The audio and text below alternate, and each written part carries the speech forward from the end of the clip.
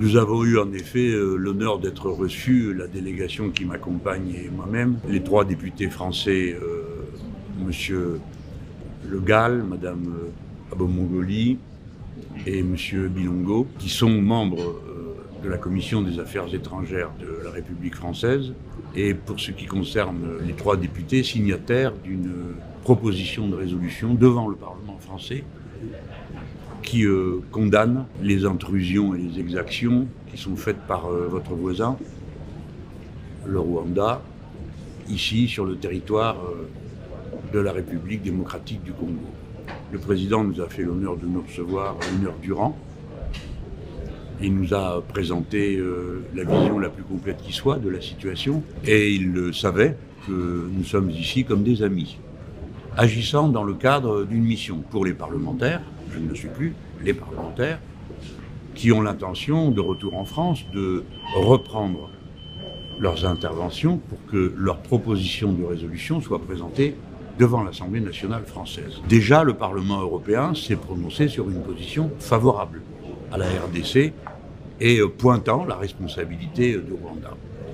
Quant à moi, à cet instant, puisque je suis venu invité par une université pour me présenter devant la jeunesse de votre pays, j'ai voulu réaffirmer la fraternité qu'est la nôtre à l'égard du peuple congolais, dans un moment où nous savons qu'il rencontre une difficulté qui est totalement importée, dans laquelle il n'a aucune responsabilité, puisque pour sa part, il a respecté les engagements de cessez-le-feu qui avaient été pris. Et donc, la République démocratique du Congo est dans la situation d'un partenaire loyal et d'un ami, et il était temps de rappeler la fraternité qui nous anime et la condamnation des agissements qui perturbent la vie démocratique de ce pays, puisque la reprise des activités militaires d'agression se déroule au moment où la République démocratique du Congo organise ses élections présidentielles, les élections les plus déterminantes pour lui. Alors on voit bien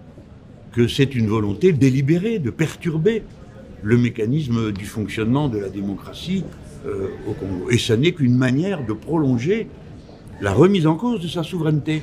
Parce que la souveraineté d'une nation s'exprime dans les élections et dans le pouvoir qu'elle désigne les élections. C'est-à-dire, en définitive, c'est la souveraineté du peuple qui est mise en cause par les activités militaires du mouvement que l'ONU a qualifié de rebelle et qui est articulé par le voisin rwandais. Dès lors, nous nous sentons en quelque sorte dans une sympathie augmentée, non seulement parce que nous avons en usage une langue en commun, non seulement parce que nous avons des relations de très longue main avec les Congolais, non seulement parce que c'est la plus grande nation francophone du monde et que par conséquent nous avons une communauté intellectuelle de fait dans l'usage en commun de la langue, mais aussi parce que nous avons en commun une aspiration démocratique qui se traduit par la pratique des élections et le respect de la volonté qui s'exprime. Alors, vous parlez des élections. Quel est votre souhait alors que, par rapport à la tenue de ces élections, alors que d'ici décembre,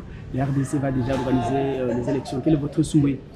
Alors, moi je souhaite et j'attends que la condamnation que la France pourrait apporter par la résolution que présentent mes collègues parlementaires fasse se ressaisir le Rwanda.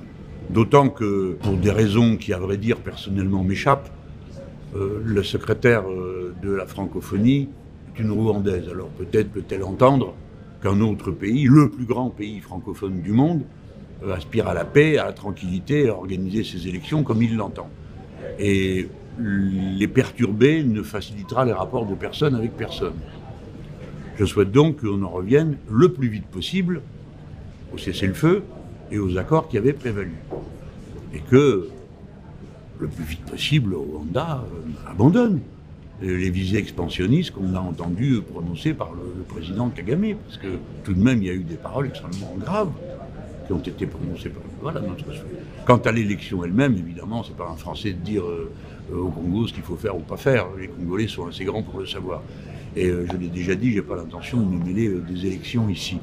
Par contre, oui, j'ai reçu comme un honneur d'être accueilli par le président de la République, tout à l'heure le président de l'Assemblée nationale, comme cela a été fait, et je leur exprime mon plus total et plus profond respect. Merci. Vous venez de